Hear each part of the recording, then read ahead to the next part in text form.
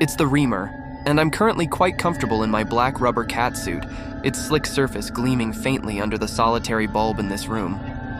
The air around me often carries the faint scent of old paper and dust, a fitting aroma for someone who spends his time sifting through the narratives of others.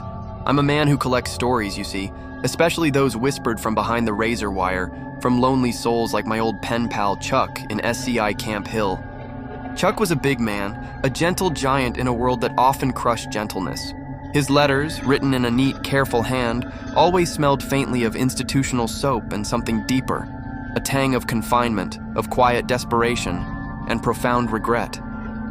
He spoke of the endless low hum of the prison, the constant oppressive background noise of hundreds of lives contained.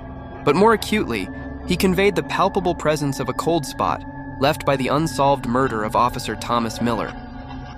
Miller, a quiet young CO, was found in a narrow, unlit supply closet, tucked away on B Block. The air in there would have been thick with the cloying scent of bleach and stale dust. He was slumped against cold metal shelves, his head at an unnatural angle.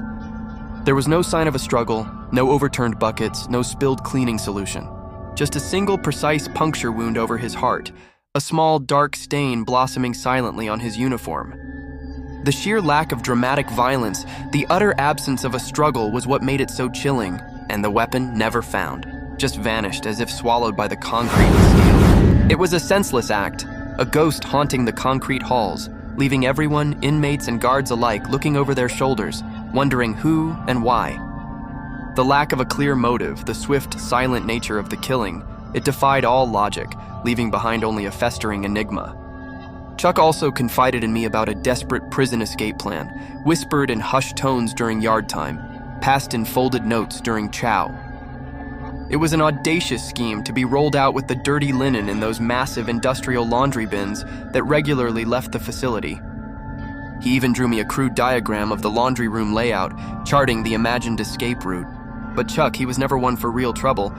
The sheer lunacy of the plan, the terrifying risk, grounded him. He stayed put.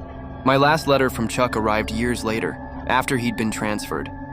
He spoke of the prison library, a rare sanctuary where he'd stumbled upon a true crime book.